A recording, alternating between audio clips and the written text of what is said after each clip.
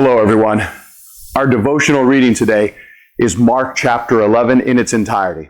Now, it turns out chapter 11 is going to be the subject of this week's sermon. So I'm just going to focus on 3 verses that seem to bother us a lot, and I'm not likely to end up talking about them on Sunday. And the 3 verses are verses 12, 13, and 14, Jesus cursing a fig tree. Now, we got to keep it in context because that's important. Jesus has just entered Jerusalem the day before. He's had the triumphant entry scene. He's gone to the temple, checked it out. Then he left and went back outside the city walls to stay the night in the village of Bethany, which is just on the other side of a valley from there.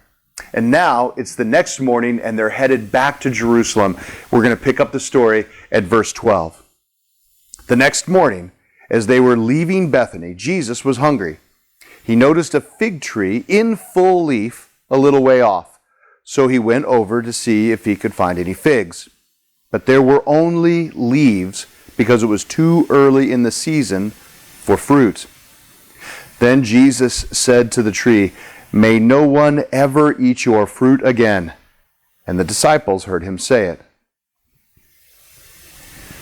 It would seem that Jesus is easily bothered by the fact that there are no figs on this tree, but Mark gives the tree an excuse. He says, although the tree is healthy and strong and in full leaf, it's too early in the season. It's not yet the tree's time to be able to bear fruit. But Jesus, just the same, puts a curse on the tree. This same story is included in the Gospel of Mark. Mark's version is a little bit different, though. When Jesus finds that there's no figs on the tree, he curses it, and it immediately withers. And the Gospel of Luke has a variation of the story. In this case, though, or in Luke's case, rather, Jesus doesn't walk up to the tree, but he's telling the parable of a fig tree. And he says that the tree had been growing strong for 3 years, but in that time had never bore fruit.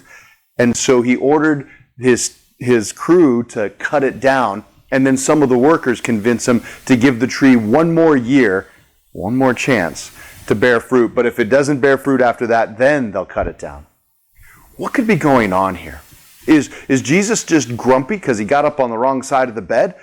Well, I mean, that could be, because we know what's going to happen next is he's going to go back into Jerusalem, and he's going to walk into the temple and find the money changers doing their thing, and he's going to be very angry. And he ends up throwing the tables over and having a whole lot of passion. It's about the only time that you see him lash out in anger in that way. So we have to remember that we always read things in context. What could be happening here is that the writers of the Gospels are trying to point out that Jesus is looking for fruit. He's looking for people to be productive, and specifically, he is critical of the religious leaders and the scribes, the Pharisees.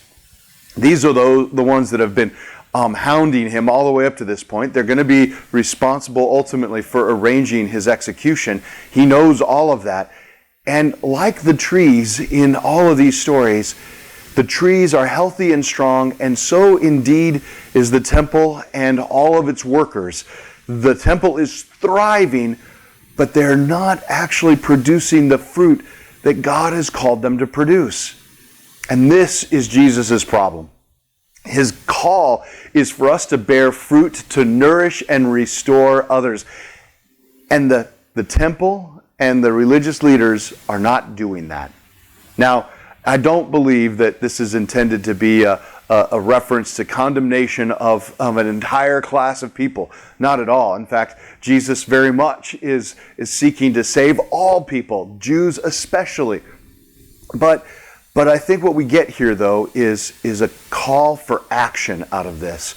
Jesus is critical. If we've been given resources and you're able to grow strong, then we have an obligation in love to share that fruit with others and not selfishly hold for ourselves.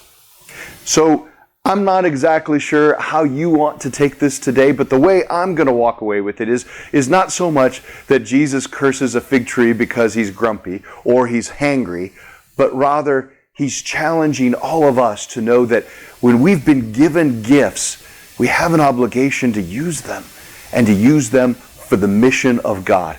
So, that said, know that God loves all of his creation, and we get to be a part of sharing that love with others. We have gifts for a reason. Let's go share them for Jesus.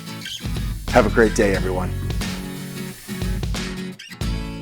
If these devotional videos are helpful to you, subscribe to our channel and click the notification button so you know when we post a new video. And of course, please share them with others.